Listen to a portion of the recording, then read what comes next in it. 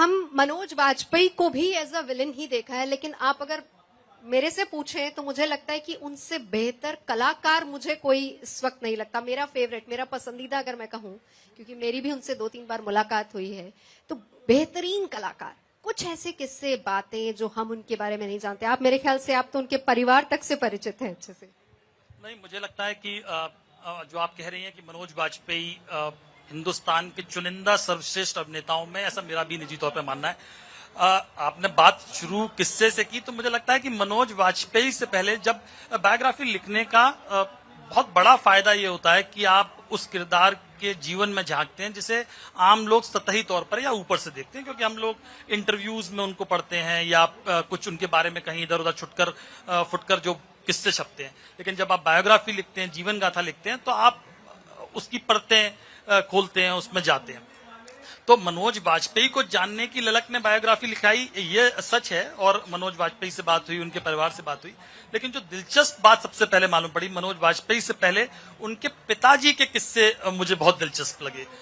वो किसान परिवार से संबंधित, राधाकांत वाजपेयी, एक बिहार का बहुत छोटा सा गांव बेलवा, वहां पे किसानी करते थे। लेकिन जब उनके बारे में जाना, जब उनसे बात हुई और उनके घर परिवार से बात हुई, तो पता चला कि उनके पिताजी को फिल्मों का इतना शौक था कि वो एक जमाने में, कॉलेज के जमाने में, पुणे फिल्म इंस्टीट्यूट तक पहुंच गए थे ऑडिशन देने के लिए। और पुणे फिल्म इंस्टीट्यूट में जब पहुंचे तो संयोग से उस दिन जब ऑडिशन हो रहे थे वहां पर, तब मनोज कुमार और धर्मेंद्र भी थे वहां पर। तो ये एक ऐसी बात थी जो मेरे लिए बहुत दिलचस्प थी कि यार, हम लोग तो किसान परिवार और बहुत बिहार से पुणे फिल्म इंस्टीट्यूट कोई पहुंचेगा उस दौर में, तो ये बहुत दिलचस्प बात थी। और ऐसे बहुत सारे किस्से उनके, जो फिल्मी उनकी रुचि थी उनके पिता की। तो जब उसको टटोला तो पता चला कि वो शौक शायद मनोज वाजपेयी के भीतर कहीं ना कहीं बीज के रूप में अंकुरित हुआ। लेकिन पिताजी नहीं चाहते थे कि फिल्मों में आए, वो थिएटर में आए, इसलिए मनोज वाजपेयी झूठ बोलकर दिल्ली आए। अच्छा, ऐसा क्यों था? ये आपने उनसे पूछा नहीं जब वो खुद बनना चाहते? क्योंकि हर पिता की इच्छा होती है, जो मैं नहीं कर पाया वो मेरा बेटा कर पाए। नहीं, वो निश्चित तौर पर इसलिए क्योंकि वो उनका शौक था। वो संयोग से पहुंच गए पुणे फिल्म इंस्टीट्यूट। वो तैयारी नहीं थी उनकी, और इसीलिए वो पास भी नहीं हो पाए। लेकिन उनको मालूम था, क्योंकि फिल्मों में शौक था, फिल्मी पत्रिकाएं उनके घर में आती थी, फिल्मी दुनिया के जो उठापटक थी, जिस तरह से सितारे फ्लॉप होते थे, जिस तरह से, मतलब जो संघर्ष था, वो उनको बखूबी पता था कि किस तरह से होता है। तो मैंने उनसे सवाल पूछा कि भाई आपने क्यों नहीं जाने दिया? तो उन्होंने कहा कि एक तो मेरे 6 बच्चे थे, उनका पालन पोषण। एक और चीज क्लियर हुई जब मनोज वाजपेयी के इंटरव्यू हम पढ़ते हैं कि किसान परिवार से हैं, तो एक छवि ऐसी दिमाग में जाती है कि कोई बहुत गरीब परिवार है। तो ऐसा नहीं था। उनकी माताजी ने कहा नहीं, हम जमीन से बहुत समृद्ध थे, हमारे पास बहुत जमीन थी, खाने का कोई संकट नहीं था, लेकिन नकदी का संकट किसान परिवार के पास हमेशा होता है। क्योंकि तो वो उनके पिताजी ने भी कहा कि भाई इतने पैसे नहीं होते थे कि मैं सबको उच्च शिक्षा दिला पाऊं। और फिर दिल्ली के रास्ते मुंबई कैसे जाएगा जब कोई संपर्क नहीं, कोई पहचान नहीं, कोई पता ही नहीं है कि कैसे पहुंचना है। लेकिन मनोज वाजपेयी ने जब 12th के बाद एनएसडी के बारे में सुना, वहां तक पहुंचे और एनएसडी के रास्ते मुंबई पहुंचे, तो वो संघर्ष यात्रा बहुत दिलचस्प है। और अब चूंकि आपने किस्से की बात कर दी, तो सब लोग मनोज वाजपेयी की जब बात करते हैं तो पहला डायलॉग आपके दिमाग में कौन सा आता है? मुंबई का किंग कौन? तो सत्या का वो डायलॉग है, जो आइकॉनिक डायलॉग है। लेकिन जब उसके बारे में पढ़ रहे थे, जब उसके बारे में उनसे बात की, तो पता चला कि वो डायलॉग फिल्म की स्क्रिप्ट का हिस्सा ही नहीं था। वो फिल्म की स्क्रिप्ट में ही नहीं था। मुंबई का किंग कौन, वो इम्प्रोवाइज हुआ, उसी वक्त लिखा गया। मनोज वाजपेयी को ऊंचाई से डर लगता है, तो जब वो बांद्रा में उस चट्टान पे खड़े हुए हैं, तो अनुराग कश्यप नीचे से उनकी टांग पकड़े हुए थे कि वो, उनको इतनी घबराहट थी कि वो मतलब गिर जाएंगे, क्योंकि वर्टिगो। तो उनको वो पकड़ के और जैसे तैसे उन्होंने वो डायलॉग पूरा किया, शॉट पूरा किया। हाँ, शॉट पूरा किया। और मैंने कहा कि क्या आपको आइडिया था? तो कहते हैं यार, तो हम भी जानते हैं कि आइडिया नहीं होता, लेकिन वो सीन या वो डायलॉग, वो सिर्फ संवाद, वो आइकॉनिक है आज की तारीख। राजेश जी, आपने तो बहुत सारी बायोपिक लिखी है, हालांकि आज जिक्र हम जगजीत जी का कर रहे हैं, लेकिन कौन सा एक्टर का किरदार आपको बहुत ज्यादा प्रभावित किया? जिन पर फिल्में मैंने बनाई, जिन पर जी, मुझे लगता है कि मीना कुमारी का जो किरदार है, मीना कुमारी पर 2 घंटे की फिल्म है, और वो मेरे जहन में सर्वश्रेष्ठ अभिनेत्री के तौर पे स्थापित हैं। तो मीना कुमारी की जिंदगी जितनी दर्द भरी है, वैसी जिंदगी मैंने नहीं देखा कि किसी और अभिनेत्री के बारे में रही हो। और जो आपके दिल के बहुत करीब होता है उसके बारे में फिल्म बनाना भी बहुत कठिन होता है। तो आप देखिए कि जिस दिन मीना कुमारी जब वो अंतिम यात्रा उनका जो है समय आ गया था तो बीमार बहुत थी और उनके अकाउंट में खाते में 100 रुपए थे। 65 रुपया रोज अस्पताल के उस वार्ड का किराया था जिसमें वो दाखिल थी और वो पैसा भरने के लिए मीना कुमारी के पास पैसा नहीं था। तब कमाल अमरोही जो वर्षों से दोनों अलग हो चुके थे 10,000 रुपए लेकर के आए और तब उनका इलाज हुआ, लेकिन तब तक बहुत देर हो गई थी। तो जिस तरह से उन्होंने लेकिन कमाल अमरोही की बाहों में दम तोड़ा और कहा कि कमाल अमरोही मंजू कहते थे उनको, तो बड़ी खुश हुई कि मैं चाहती थी कि तुम्हारी बाहों में दम तोड़ूं।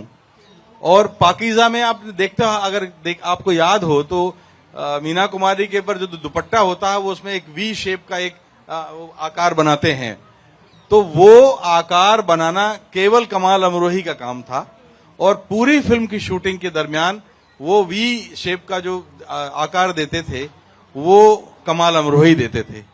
और जब वो नहीं रही तो कमाल अमरोही ने फिर वही उनकी देह पर वो वी शेप का एक दुपट्टा बनाया और उसके बाद उनकी अंतिम यात्रा रवाना हुई।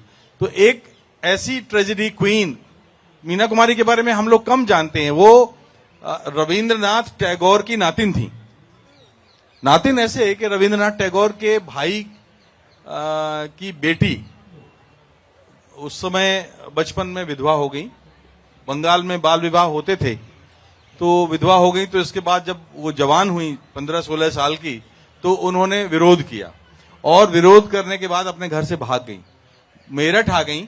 मेरठ में प्यारेलाल जी एक उपन्यासकार होते थे, उनके साथ विवाह रचा लिया। इन दोनों की जो बेटी हुई, जो उस बेटी ने लाहौर के एक तबला वादक थे उनके साथ शादी की और मीना कुमारी उनकी बेटी। तो रविंद्रनाथ, इसलिए आपने देखा हो कि बंगला किरदार जहां भी उनको साहेब बीबी और गुलाम में भी अगर आपने याद करें तो वो किरदार उनके बहुत ही करीब था और वो ऐसा मैच करता था, एकदम स्वाभाविक। हाँ। और इतना गरीबी उन्होंने इतनी देखी कि देखिए बचपन में उनकी माँ जब काम करती थी तो चूल्हे पर रोटियां थोप के जाती थी और इनको केवल कच्चा प्याज और नमक, पिसा हुआ नमक और रोटियां, ये सारे बच्चे खाते थे। तो जिसने इतना तकलीफ अपने बचपन में सही, उसको पर्दे पर उसने उस तरह से उतारा, बहुत बड़ी बात है। क्या बात है, क्या बात है। हम वापस जगजीत जी पे आते हैं। जगजीत जी के कुछ ऐसे किस्से जो हम लोग नहीं जानते। देखिए, शायद जगजीत हमारे बीच में ना होते। ये जालंधर में पढ़ते थे, तब एक लड़की से उनको इश्क हुआ। हाँ।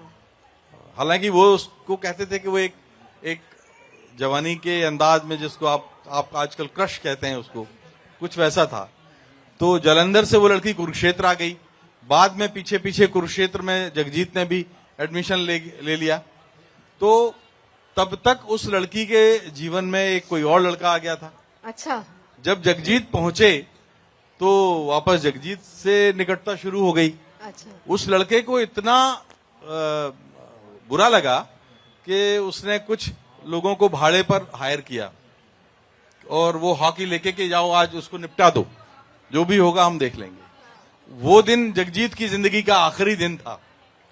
अब जब ये हॉकी दस्ता पहुंचा वहां पर मारने के लिए, वहां एक प्रोग्राम चल रहा था और जगजीत किशोर कुमार का गाना गा रहे थे और किशोर कुमार का गाना सुना तो वो सारा हॉकी दस्ता इनका दीवाना हो गया। क्या बात है। तो जब वो दीवाना हो गया तो बाद में उसने कहा कि हम तो आपको मारने आए थे, लेकिन हम तो आपके मुरीद हो गए, हम आपके दीवाने हो गए। तो ऐसा तब वो जगजीत हमको मिला, उन हॉकी दस्ते से छूटा तो हमको मिला। ये भी किस्सा शायद कोई नहीं जानता है। जी, ये किस्सा कोई नहीं जानता। लेकिन मैं आपको बताऊं कि जगजीत के पिता नामधारी सिख थे, सरदार थे, और बचपन में जगजीत का नाम सरदार जगमोहन था। इनके पिताजी ने पक्का संगीत सिखाया उनको। इनके गुरु थे, एक अंधे थे, उनका नाम था छगनलाल शर्मा। वो इनको संगीत सिखाते थे, लेकिन फिल्मी गीतों से बड़ा परहेज करते थे। तो एक बार वो खाना खा रहे थे और ये हारमोनियम उठा के उस पर गाने लगे। देखिए, फिल्मी गीत कहेंगे कि आज तो हम उसको भजन मानते हैं, तू प्यार का सागर है, सीमा का जो गीत था वो गाने लगे, तू प्यार का सागर है तेरी एक बूंद के प्यासे हम। तो छगनलाल शर्मा ने वो खड़ाऊं जो पहनते थे, खड़ाऊं उठा के वहीं से निशाने पर मारी, अंधे थे और उनको सिर में लगी। ये फिल्मी गीत गा रहे हो, आज से अगर मैंने सुना तो तुमको निकाल दूंगा। वो उन्होंने फिर जो है उसका कई दिन तक उनकी सिकाई हुई और उसके बाद फिल्मी गीत नहीं गाया। गाया तब जब स्कूल में गाया कि किसी एक उत्सव में इनको खड़ा कर दिया गया और जो वाहवाही लूटी तो उन्होंने बैजू बावरा का ये गीत गाया, मोहम्मद रफी का, मन तड़पत हरि दर्शन को आज। और देखिए क्या हमारी डेस्टिनी कि एक फिल्म ऐसी आई थी जो बाद में रिलीज नहीं हो पाई। मोहम्मद रफी के गाने गा के स्टेज पर ये सिक्के बटोरा करते थे, 136 या 26 रुपए के सिक्के इनको मिले थे। उसी मोहम्मद रफी को उन्होंने अपने संगीत निर्देशन में गवाया। क्या बात है, क्या बात है।